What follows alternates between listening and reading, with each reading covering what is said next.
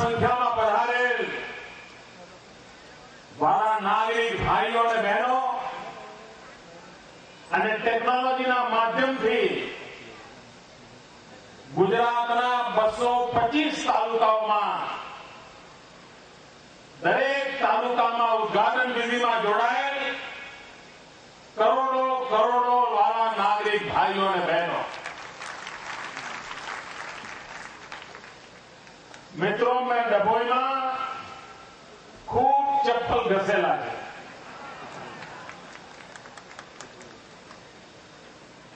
અહીં કોઈ મોહલ્લો એવો નહીં હોય કે જ્યાં મેં રોટલા ન ખાધા હોય. વર્ષો સુધી આ વિસ્તારમાં કામ કર્યું છે. અનેક સામાજિક પ્રસંગોએ આવ્યો છે. રાજકીય કાર્યકર્તા તરીકે પણ આવ્યો છું. મુખ્યમંત્રી તરીકે પણ અનેક વાર આવ્યો છું. પણ આવો વિરાટ જનસાગર આજે મેં પહેલી વાર જોયો. જ્યાં જ્યાં નજર મારી પહોંચે માથા જ માથા છે. એક વિરાટ દ્રશ્ય, એક ઉમંગ,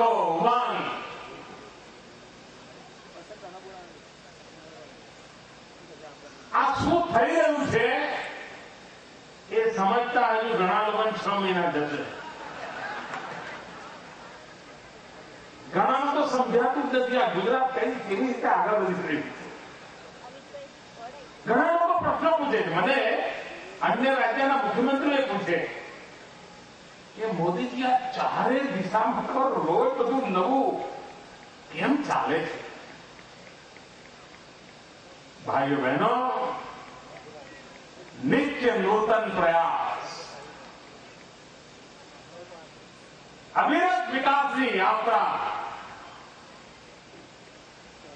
प्रत्येक पर नवो जोम અને જુસ્સો, એનું કારણ 6 કરોડ ગુજરાતીઓના આશીર્વાદ છે. બીજું કાંઈ નથી.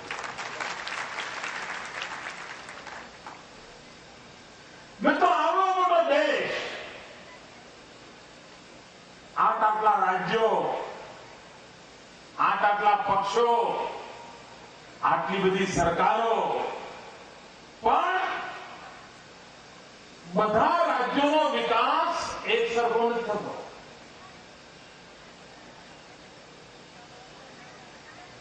જે રાજ્યમાં યોગ્ય ટીમ હોય, વિકાસની દિશા સ્પષ્ટ હોય,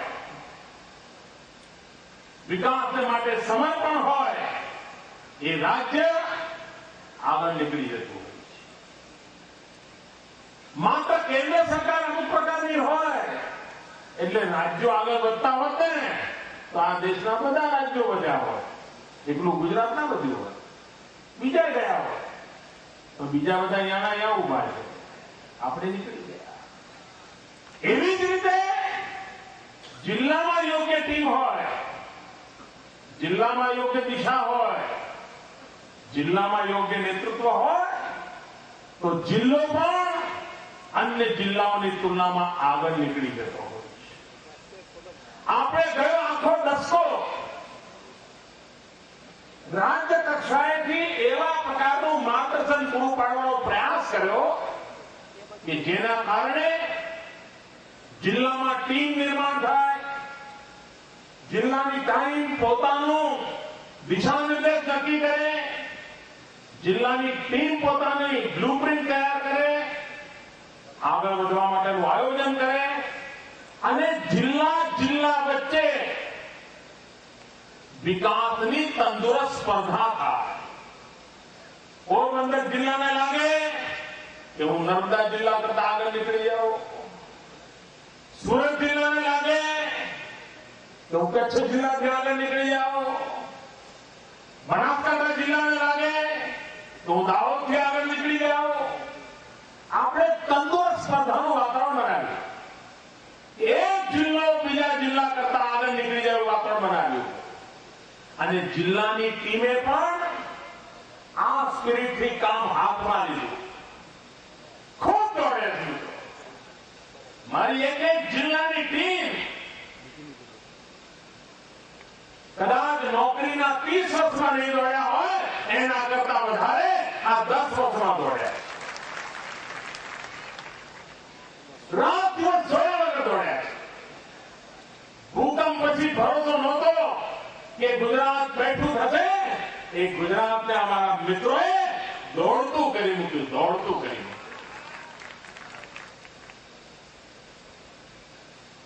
એમની નસે નસમાં, એમના રગે રગમાં ગુજરાતના વિકાસનો મંત્ર વધી રહ્યો છે અને વાતાવરણ બન્યું છે. પણ મારે ત્યાં અટકવાનું નથી. જિલ્લા ધમધમતા થયા, જિલ્લા દોડતા થયા, જિલ્લા ટીમ બનવા માંડી, જિલ્લાની ટીમને વિકાસ માટેની પોતાની નવી નવી યોજનાઓ વિચારવા માંડ્યા, એના અમલીકરણ માટેના પ્રયાસ થવા માંડ્યા. ખૂબ ઉત્તમ કામ થયું. પરંતુ ઉત્તમ કામ થાય એટલે બેસી રહે એનું નામ નરેન્દ્ર મોદી નથી. ઉત્તમ કામ થાય એટલે મને વધુ ઉત્તમ કરવાનો વિચાર આવે. સારું કામ થાય એટલે વધુ સારું કામ કરવાની મારી ઈચ્છા જાગે. 10 ડગલા દોડ્યા તો 25 ડગલા દોડવાની હિંમત આવે. અને તેથી વિચાર આવ્યો કે જો જિલ્લા આવા ધમધમતા થઈ શકતા હોય, જિલ્લામાં આવી ટીમ બની શકતી હોય, તો હવે ગુજરાતે તો તાલુકાને કેન્દ્રમાં રાખીને તાલુકા ધમધમતા કરવા છે. દરેક તાલુકાને પોતાનું વિકાસનું મોડેલ હોય, દરેક તાલુકાને પોતાના સપના હોય, દરેક તાલુકાને પોતાની મહેચ્છા હોય કે મારે એવો તાલુકો બનાવવો છે કે 5 વર્ષમાં લોકો યાદ કરે કે ભાઈ 21મી સદીના બીજા દશકાના પહેલા 5 વર્ષ આપણો તાલુકો ક્યાંથી ક્યાં પહોંચી ગયો. જે વાહવાહી ગુજરાતની થાય છે એ વાહવાહી મારે તાલુકાઓની કરાવી. જેમ આજે ક્યાંય જાઓ અને રસ્તામાં કોઈ મળી જાય, ઓળખાણ હોય કે ના હોય, રેલવેના કદમ જતા હોય, થેપલા કાઢ્યા હોય, બધા પેસેન્જરો ઓળખાણ ના હોય તો પણ પોતપોતાનું ટિફિન ખોલીને બધા બેઠા હોય, અને જેવી ખબર પડે કે તમે ગુજરાતના છો એટલે 2 થેપલા પોતાના ડબ્બામાંથી તમને પીરસે. ગુજરાતના છે. વાહ, અનુભવ કરો ને બે બધા. જ્યાં જાઓ ત્યાં ગુજરાતનું નામ સાંભળવાની સાથે સામેવાળો હાથ પકડી લે નહીં, એની આંખમાં ચમક આવે છે નહીં, આનો લાભ બધાને મળે છે. અને જે ગુજરાતનો વાંકો બોલે છે ને એ આમ લાભ લે પાછા હાથે લાભ લે, ફાયદો ઉઠાવે. પછી એમ કે અમારું ગુજરાત તો પહેલેથી આગળ, જેમ કે બધું પૂરું કરે. પણ એ તો ખરા બધાને એનો વાતાવરણનો લાભ મળી રહ્યો છે. પણ મિત્રો, મારે તેવી સ્થિતિ પેદા કરવી છે કે પેલો જઈને એમ કે હું વિરમગામનો હો, વિરમગામના અરે આવો આવો, હું ડભોઈનો, અચ્છા ડભોઈનો હું તો ડભોઈનું આવું સાંભળ્યું છે, આટલું બધું આગળ નીકળી ગયું ડભોઈ. સાણંદ, હો સાણંદનું તો મેં આ સાંભળ્યું છે. થરાદ, અરે વાહ, અરે ભાઈ થરાદે તો કમાલ કરી. એક એક તાલુકાને ઓળખાણ ઉભી કરવી છે. એક તાલુકાને શક્તિશાળી બનાવવો છે. ગાંધીનગરથી બજેટ જાય, અમે બીમા જાણ કહી દીધું હોય કે આટલા રૂપિયા આમાં વાપરજો, આટલા રૂપિયા આમાં વાપરજો, આટલા રૂપિયા આમાં વાપરજો. એના બદલે તાલુકો નક્કી કરે કે આ વર્ષમાં આ 5 મુસીબતોમાંથી તાલુકાને બહાર કાઢી નાખો. આવતા વખતે આ 5 કામ કરીને ઇતિહાસ સર્જવો છે. એના પછીના વર્ષે આ 15 કામો કરીને આગળ વધવું છે. એને ખબર હોવી જોઈએ કે 5 વર્ષમાં તાલુકાને ક્યાંથી ક્યાં લઈ ગયો. આડે તેડે જવું જ નથી આપણે. નહીં તો ઘણી વાર સરકારો કેવી રીતે ચાલે ખબર છે?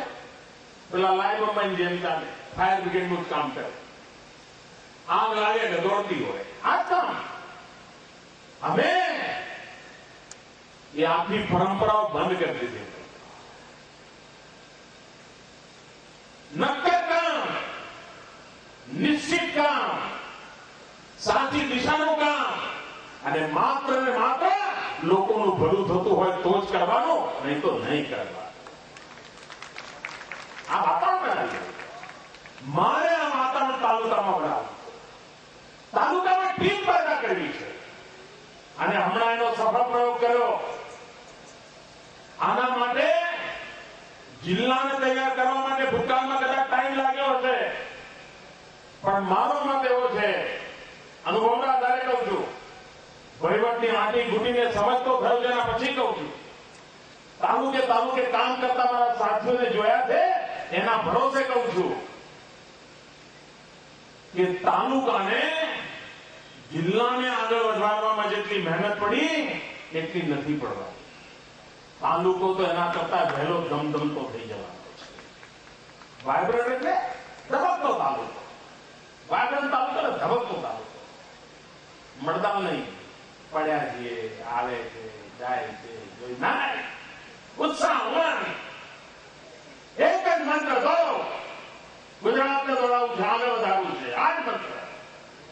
અને આ વિશ્વાસ એટલા માટે પેદા થયો મિત્રો કે જયારે મેં ગયા વર્ષે ગરીબ કલ્યાણ મેળા જોયા,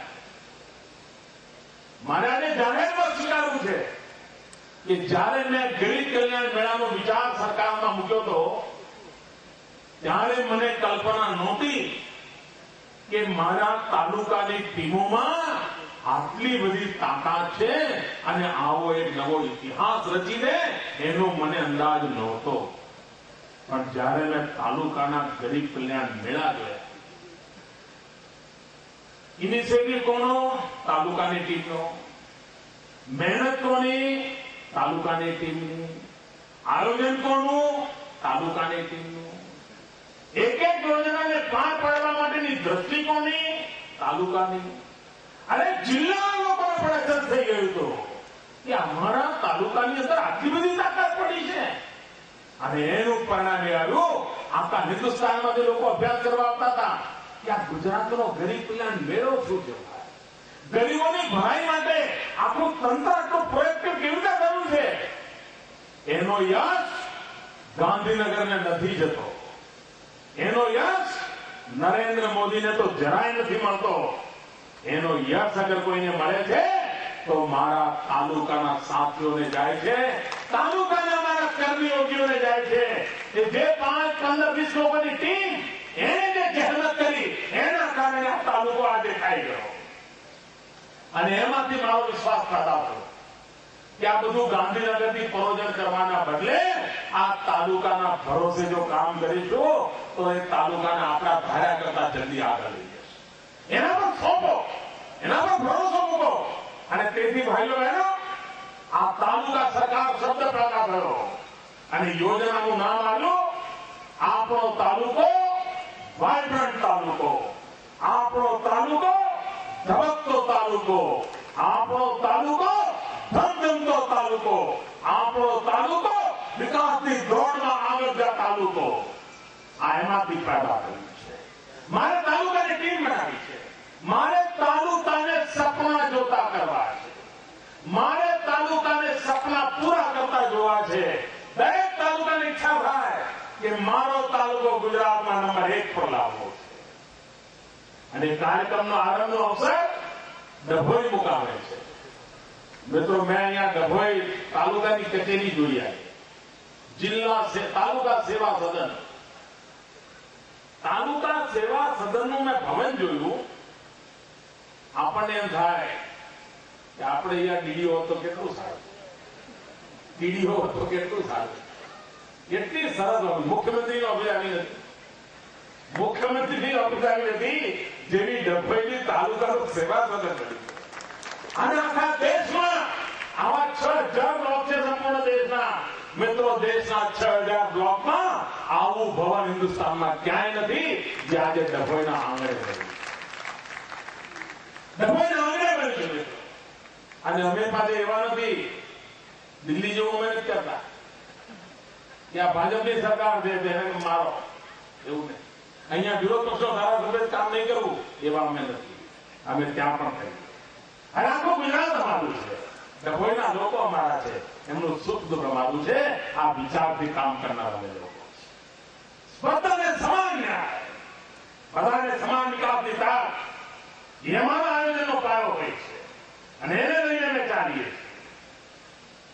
ભાઈઓ બહેનો, કેન્દ્ર સરકાર એમની બધી તાકાત જેટલી આડોશો કર્યું એટલે કરે. આ ગુજરાતની વિકાસ યાત્રા નહીં રોકાય, નહીં રોકાય, નહીં રોકાય. આ પ્રજાનું ભલું કરવાનો યજ્ઞ છે અને યજ્ઞમાં જે કંઈ આહુતિ આપવી પડે એ આપવાની તૈયારી સાથે નીકળેલા લોકો છીએ. મારે પ્રગતિ કરવી છે, વિકાસ કરવો છે. આજે જનસેવા કેન્દ્રનું ઉદાહરણ કર્યું. આ પહેલી મે ગુજરાત 51 વનમાં પ્રવેશ કરશે. 50 પૂર્ણ થશે. 51માં પ્રવેશ કરી છે અને પહેલી તારીખે જયારે 51માં પ્રવેશ કરીએ છીએ એ નિમિત્તે આજે 51 જનસેવા કેન્દ્રોનું સમર્પણ કરવાનો કાર્યક્રમ છે અને થોડાક જ સમયમાં 225 તાલુકા પૂરા કરવાની નેમ સાથે આયોજન કરીને આગળ વધી રહ્યા છે. ગણતરીના દિવસોમાં એ કામ પણ પરિપૂર્ણ કરી દઈશું. આ જનસેવા કેન્દ્રમાં હવે કોઈ નાગરિકને ઓફિસે ટેબલે ચક્કર મારવાની જરૂર નહીં પડે. એ જનસેવા કેન્દ્રમાં જાય, 125 કરતા વધારે પ્રકારની સેવાઓ આપોઆપ તેને કોમ્પ્યુટરમાં મળી જશે. જઈને ઉભો મળી જશે. ગુજરાત પ્રગતિ કરી રહ્યું છે, વિકાસ થઈ રહ્યો છે અને વિકાસ થવાને કારણે ખેડૂતોને કેટલો બધો લાભ મળી રહ્યો છે. હમણાં કેટલાક લોકોએ કાળા બજારિયાઓની ફેવરમાં કાગા રોડ કરી છે. કાળા બજારીઓને બચાવવા માટે બોલો સરઘસો કાઢતા. ભાઈઓ બહેનો, આ ગરીબોને ચૂસનારા કાળા બજારિયાઓને મારે ગુજરાતમાં ઠેકાણે કરવા છે. નક્કી છે મારો કાર્યક્રમ. અને કેવું કર્યું છે લોકોએ. તમે મિત્રો ખેડૂત ભાઈઓ, તમને ખબર નથી અમે તમને કેવા લૂંટ્યા છે. હું ઉદાહરણ આપું. નવી શરતની જમીન જૂની શરત કરવાની હોય, બિચારા ખેડૂતને આ કામ કરવું જ પડતું હોય તો આ સરકારોએ 90% પ્રીમિયમ લેતી હતી. 90%. તમારા હાથમાં 10% જ રહે, 90% સરકારની તિજોરી જતી રહે અને તમને ખબર જ નહોતી. ખેડૂતોને ખબર જ નહોતી. કારણ કોઠે પડી ગયું. 35 વર્ષથી ચાલતું હતું. એટલે અમે પ્રયોગ તરીકે કામ કર્યું. પહેલા કહ્યું કે ટ્રાયલ લો શું થાય છે, એટલે બહુ સરકારને મોટું નુકસાન તો નથી થઈ જતું ને, એટલે અમે 90 ને 80 કર્યા અને 80 કર્યા પછી અમારા ધ્યાનમાં આવ્યું કે આ ખેડૂતોની મોટામાં મોટી સેવા થાય એવી છે અને એ પ્રયોગ સફળ થયો. એટલે ભાઈઓ બહેનો, કોઈ પણ ખેડૂતને ગર્વ થાય એવું કામ જે 35 વર્ષથી પડી રહ્યું હતું, અમે આ પ્રીમિયમની રકમ 90માંથી પહેલા 80 કરી અને હવે 80માંથી 40% કરી નાખી. 40%. અને એના કારણે શું થયું? ખેડૂતની જે સંપત્તિ છે, જમીન છે, એ સંપત્તિ આપોઆપ ડબલ મૂલ્યની થઈ ગઈ. ભાઈઓ, આટલો મોટો લાભ ખેડૂતે એના દીકરાને નહીં દીધો હોય એટલો આ સરકારે ખેડૂતને દીધો છે. ભાઈઓ, આ કામ અમે કર્યું છે અને એનો લાભ ખેડૂતોને થવાનો છે. એક જમાનો હતો કે ખેડૂત દીકરીના લગ્ન કરવા હોય, દીકરી મોટી થતી હોય, આર્થિક સ્થિતિ સારી ના હોય એટલે પ્રસંગ પાર પાડવા માટે બિચારો જમીન વેચે. 5 વીઘા જમીન હોય તો વીઘું જમીન વેચીને રૂપિયા આવે અને એમાંથી દીકરી પરણાવવાનો વિચાર કરે. 1 વીઘું જમીન વેચવા નીકળે, કોઈ લેવા વાળું ના મળે. 5,000, 7,000, 10,000, 15,000 અને પેલા ખેડૂતને 15 તો આટા ખવડાવે. પાછો એમ કે હપ્તેથી પૈસા આપી, તાર જમીન આપી તો આપી જા.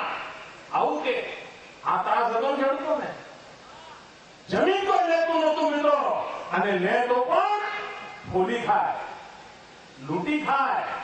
આજે આ સરકારની વિકાસ યાત્રાનું પરિણામ એ છે કે જે જમીન 3,000 રૂપિયામાં કોઈ લેનાર નહોતું, આજે એ 13 લાખનો ભાવ ખેડૂત છાતી કાઢીને બોલે છે. જમીન લેવી હોય તો મંગળવાર આવજે, આજે નહીં, આજે કામ છે. ના પાડે છે. પણ છે સાહેબ, છે આ વિકાસ કહેવાય દોસ્તો. ખેડૂત આમ ટેબલ પર હાથ પછાડીને કહેતો હોય છે, આજે નહીં કાલે ગમે તેવી મોટી ગાડી લઈને આવ્યો ને બાબુ, એને કાઢી મૂકે. કામ આજે આજે કામ છે. અને 3,000 જે જમીનનો ભાવ નતો, 13 લાખના ભાવે આજે ખેડૂત રાજા બની ગયો છે. ભાઈઓ, એની મરજી પર જીવો કરી દીધો છે. એનું પરિણામ શું થયું? જમીનની કિંમત એટલી બધી વધી ગઈ, સોના કરતા વધારે રોકાણ જમીનમાં કરવાનું મન થવા લાગ્યું. અને એટલે જૂતારાઓ આવી જાય, માફિયાઓ આવી જાય, ખોટા દસ્તાવેજો કરી જાય. બિચારો ખેડૂત ભલો ભલો હોય, એને લૂંટ ચાલે. આ ખેડૂતોની રક્ષણ માટે આપણે કામ કર્યું છે. આ તમે તાલુકાના જિલ્લા સદનમાં જશો ને તો ત્યાં તમારા અંગૂઠાની નિશાનીઓ વાળી વ્યવસ્થા છે. જ્યાં સુધી તમારા અંગૂઠાની નિશાની ના આવે ત્યાં સુધી દસ્તાવેજ જ નહીં થાય. પાકું કરી દીધું સાહેબ, પાકું કરી દીધું છે. એના કારણે ખોટા દસ્તાવેજો કરીને ખેડૂતોને છેતરી જનારા લોકો, એમની દુકાનો બંધ થઈ જવાની છે. આ બધા વચ્ચે ત્યાં કંપનીના ખેલ પૂરા થઈ જવાના. આ કામ આ વાગડ તાલુકા દ્વારા, જનસેવા કેન્દ્ર દ્વારા, ટેકનોલોજીના ઉપયોગ દ્વારા ઉત્તમમાં ઉત્તમ સેવા ગરીબમાં ગરીબ માણસને મળે, એનું નામ એટલે આપણો તાલુકો વાયબ્રન્ટ તાલુકો. આ કામ થાય. ભાઈઓ બહેનો, મોટા મોટા શહેરોમાં તો ગટરો હોય, પણ નાના નાના તાલુકા કક્ષા કરતા નાના ગામો ત્યાં વ્યવસ્થા જ ના હોય. આ સરકારે કરોડો રૂપિયા, ભલે નગરપાલિકા ના હોય તો પણ અમુક કરતા વધારે જનસંખ્યા રહેતી હોય તેને ભૂગર્ભ ગટર આપવી જોઈએ, જેથી કરીને લોકોના આરોગ્યની ચિંતા કરી શકાય. ભાઈઓ બહેનો, ગુજરાતની અંદર એવા સેંકડો નાના નાના નગરો કાઢ્યા છે કે જેને ભૂગર્ભ ગટરનું કામ પણ પૂરું કરવાની નેમ સાથે સરકાર આખા તાલુકે વાતાવરણ બનાવ્યું છે. અને હમણાં જે જનસંખ્યાના આંકડા આવ્યા છે ને, એમાં ગુજરાતમાં શહેરી વસ્તી 40-42% બતાવી રહી છે, અને શહેરો પર નફતી વસ્તી 50-55% આસપાસ પહોંચી ગઈ છે. તો આપણે વ્યવસ્થાઓ પણ વિસ્તારવી પડશે, વિકાસ પણ કરવો પડશે. અને એ જો કરવો હશે તો વિકેન્દ્રિત વ્યવસ્થા ઉભી કરવી પડે. માત્ર ગાંધીનગરથી ચલાવી ન શકાય, માત્ર જિલ્લાના વડા મથકથી ન ચલાવી શકાય. તે જ ગતિથી આગળ વધવું હોય તો તાલુકાને શક્તિશાળી બનાવવો પડે. કેટલા મોટા પાયા પર નવા જવાનીઓને આપણે ભરતી કરવાના છે, જેથી કરીને તાલુકાની અંદર યોગ્ય ટેકનિકલ સ્ટાફ હોય, એન્જિનિયરિંગ સ્ટાફ હોય, કોમ્પ્યુટર જાણકારો સ્ટાફ હોય, વહીવટને આધુનિક રીતે ચલાવી શકે એવો સ્ટાફ હોય. લાખોની સંખ્યામાં ગુજરાતમાં જવાનિયાઓના કારણે ભરતી થવાની છે. કારણ મારે તાલુકાને શક્તિશાળી બનાવવો છે, તાલુકાને ક્ષમતાવાળો બનાવવો છે. એનું કામ થવાનું છે. આ ભરતીને કારણે તદ્દન યુવા ઉત્સાહી પેઢીને કામ મળવાનું છે. એના હાથમાં જવાબદારી આવવાની છે. એના કારણે ગતિ તેજ થવાની છે ભાઈઓ. નહીં તો દૂર દૂરના તાલુકા હોય, નોકરીમાં જવાબદાર ન થયા દિવસો હોય. એ સ્થિતિમાંથી બહાર લાવવું છે. અને આખા આયોજનના કેન્દ્રમાં તાલુકાને રાખવો છે. તાલુકાની મુશ્કેલીઓને સીધી સમજવી છે, તાલુકાની આવશ્યકતાઓની પૂર્તિ સીધી કરવી છે, અને તાલુકા દ્વારા સમગ્ર રાજ્યને આગળ વધારવું છે. આજે રાજ્ય આગળ વધી રહ્યું છે. 26 જિલ્લાના 26 થાંભલા ઉપર ગુજરાત ઉપર વધી રહ્યું છે. 26 થાંભલા ઉપર આપણે આગળ વધી રહ્યા છે. મારે રાતોરાત 26 માંથી એવો કૂદકો મારવો છે અને 225 થાંભલા ઉપર આખી આ ગુજરાતની ઇમારતને આગળ લઈ જઈ છે. 225 તાલુકા ઉપર ગુજરાતને આગળ લઈ. આ વિચાર કરો, 26 થાંભલે આટલે પહોંચ્યા તો 225 થાંભલા હોય તો ક્યાં પહોંચાય ભાઈઓ? કેવી મજબૂતી આવે, કેવી શક્તિ આવે? એક કામ આ 225 વાયબ્રન્ટ તાલુકાઓ દ્વારા આખો એક ઉપાડ લાવો છે ગુજરાત. એક ઊંચાઈ આપવી છે. એ ઊંચાઈ આપવાનું કામ એના દ્વારા કરવું છે. ગુજરાતને નિત્ય નવી વિકાસની યોજનાઓ સાથે જોડવું છે. નવી નવી વ્યવસ્થાઓ આપવી છે. સામાન્ય માનવીની સુખાકારી માટે આપવી છે. શિક્ષણની વ્યવસ્થાઓનું વિકેન્દ્રીકરણ, આરોગ્યની વ્યવસ્થાઓનું વિકેન્દ્રીકરણ, જનસેવાની વ્યવસ્થાઓનું વિકેન્દ્રીકરણ, બજેટનું વિકેન્દ્રીકરણ, આયોજનનું વિકેન્દ્રીકરણ, મોનિટરિંગનું વિકેન્દ્રીકરણ, આમ સંપૂર્ણતયા વિકેન્દ્રીકરણના મંત્રને ધરતી પર ઉતારવાનો ઉત્તમ પ્રયાસ કોઈ શરૂ કર્યો હોય તો આપણા ગુજરાતે કર્યો છે. હજુ દેશમાં બંધારણના આંકડા આમતેમ કરવા સિવાય કોઈ કંઈ કરી શક્યું નથી. બંધારણમાં કલમો ઉમેરવા સિવાય કોઈ કરી શક્યું નથી. આપણે 7 અથવા ધરતી પર વિકેન્દ્રીકરણના મુદ્દાને સાકાર કરવાની દિશામાં આગળ વધી રહ્યા છે. મારી તાલુકાના સામાજિક રાજકીય આગેવાનોને પણ વિનંતી છે. તાલુકાનું જેમને દર્શન છે, સમજ છે, એમને વિનંતી છે કે હવે તાલુકા કક્ષાએ નાગરિકો સેમિનાર કરે, તાલુકાની વિકાસ યોજનાઓના સેમિનાર કરે, ખેડૂતો ભેગા થઈને સેમિનાર કરે કે આપણા તાલુકામાં ઉત્તમ ખેતી કરવા માટે શું શું કરી શકાય. આરોગ્યમાં રસ લેનારા ડોક્ટર મિત્રો સેમિનાર કરે કે આપણા તાલુકામાં ઉત્તમ આરોગ્યની સેવાઓ કેવી રીતે થાય. આખું મનોમંથન તાલુકા દ્વારા, તાલુકામાં, તાલુકા માટે, તાલુકાની લોકશક્તિના ભરોસે થાય એવી મારે શરૂઆત કરવી છે. મારે લોકોને જોડવા છે. અને એકવાર તાલુકાના આ પ્રકારની ટીમો તાલુકાના વિકાસ માટે વિચાર કરશે તો ક્યારે પાછા વળીને જવું નહીં પડે. વિકાસની મહેનત આવશે મિત્રો. કારણ કે તાલુકાની કક્ષાએ વિચાર કરનારી ટીમ તૈયાર થશે અને સરકારના તાલુકાના અધિકારીઓ સમાજની આવી ટીમો બનાવીને એમને જોડશે. એ દિશામાં કામ કરવું છે. ભાઈઓ બહેનો, વિકાસની નવી ઊંચાઈઓને પાર કરવાની એક મથામણ છે. આ સ્વર્ણિમ જયંતિની વર્ષ એની પૂર્ણતાએ પહોંચવા આવ્યું છે અને સ્વર્ણિમ જયંતિનું વર્ષ પૂર્ણતાએ પહોંચવા આવ્યું છે ત્યારે આપણે આપણી દિશા જુદી છે. ઘણીવાર કેવું હોય, લગ્નની મોટી તૈયારીઓ કરી હોય, જાન આવે ત્યાં સુધી બરાબર આમ ખડે પગે હોઈએ, જાનને આમ પડ્યો બોલ ઝીલતા હોઈએ, પાણી જોઈએ, દૂધ આપતા હોઈએ, બધું જોર જોરથી ચાલે. પણ જેવી દીકરી વાળીએ જાન જાય અને પછી તમે માંડવામાં જઈ જુઓ તો ખુરશીઓ આમ પડી હોય, પાણીના પાઉચ આમ પડ્યા હોય, ખાધેલા વાસણ હેઠાનો ઢગલો પડ્યો હોય અને તમને ત્યાં 1 મિનિટ ઉભા રહેવાનું મન ન થાય એવું થઈ ગયું. મારે એવું નથી કરવાનું. આ સ્વર્ણિમ જયંતિનું વર્ષ પત્યા પછી આ વિકાસને મારે કોરો ખાવા માટે અટકાવવાનું નથી. આ જે વાતાવરણ બન્યું છે એ વાતાવરણને ઓર તેજ ગતિથી આગળ લઈ જવું છે અને એટલા માટે હું ગયા 15 દિવસથી ગુજરાતને ખૂણે ખૂણે દોડી રહ્યો છું. ધોમ ધરતા તાપમાં લોકોને મળી રહ્યો છું અને ફરી એકવાર વધુ ઉત્સાહથી સ્વર્ણિમ જયંતિના વર્ષની પૂર્ણાહુતિ પછી પણ વિકાસની યાત્રાને તેજ ગતિથી આગળ વધારવી છે એ દિશામાં પ્રયાસ કરી રહ્યો. મને આપના આશીર્વાદ જોઈએ, મને આપનો સાથ સહકાર જોઈએ. ભાઈઓ બહેનો, મારા જીવનનો માત્ર એક મંત્ર છે, ગુજરાતનો વિકાસ, નિરંતર વિકાસ, અવિરત વિકાસ, નવી નવી ઊંચાઈઓને પ્રાપ્ત કરેલો વિકાસ. આવા વિકાસનો મંત્ર આપણા બધા દુઃખો દૂર કરશે. આ વિકાસનો મંત્ર આપણને મુસીબતોમાંથી બહાર કાઢશે. આ વિકાસનો મંત્ર આપણા સંતાનોનો આવતીકાલ ઉજાડશે. આ વિકાસનો મંત્ર આપણી બહેન દીકરીઓની જિંદગીને સુરક્ષિત કરશે. આ વિકાસના મંત્રને લઈને આગળ વધીએ અને એમાં આપ સાથ સહકાર આપો અને આપણો તાલુકો, વાયબ્રન્ટ તાલુકો, ગુજરાતના 225 તાલુકામાં જે મિત્રો મને સાંભળી રહ્યા છે એમને મારું નિમંત્રણ છે કે હિન્દુસ્તાનને બતાવી દો કે અમારી તાલુકા કક્ષાની ટીમો રાષ્ટ્રીય સ્તરે વિચાર કરે એના કરતા વધારે શક્તિશાળી ટીમો છે. અમારી તાલુકા કક્ષાની ટીમો મોટા મોટા અફસરો અમલ કરે એના કરતા વધારે સારું અમલ કરી શકે એવા લોકો છે. અમારી તાલુકાની ટીમો જનસામાન્યની ઈચ્છાઓની પૂર્તિ કરવા માટે પૂરતું સામર્થ્ય ધરાવે છે. આવનારા દિવસોમાં કૃષિ મહોત્સવ થવાનો છે.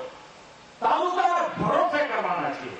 તાલુકાની આયોજન તાલુકાની તાકાત પર કરવાના છે। કન્યા કેળવણીનો મહોત્સવ કરવાનો છે, તાલુકાના ભરોસે કરવાના છે, તાલુકાની તાકાત પર કરવાના છે।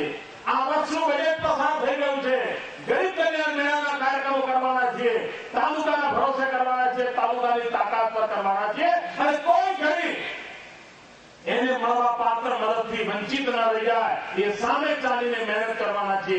કોઈ ગરીબને અરજીઓ લઈને આટા ફેરા ન મારવા પડે એ કામ સામે ચાલીને કરવાના છે। આ અભિયાનમાં વિકાસના લોક આંદોલનમાં આ એક મનેરો અવસર છે। આપણો તાલુકો વાયબ્રન્ટ તાલુકો, એમાં ભાગીદાર બનો અને આ ડભોઈની ધરતી, ડભોઈ ઐતિહાસિક નગરી છે, ડભોઈનો પૌરાણિક યુગનો ઉલ્લેખ છે। આ ડભોઈ આખા ગુજરાતને માટે પ્રેરણા આપે એ બને અને ગાયકવાડી પડોશમાં આપણું એ ગાયકવાડી અસર નીચે આપણો તાલુકો વાયબ્રન્ટ તાલુકો બને એ દિશામાં આગળ વધીએ એ શુભકામનાઓ સાથે જય જય ગરવી ગુજરાત, જય જય સ્વર્ણિમ ગુજરાત, જય જય સ્વર્ણિમ ગુજરાત।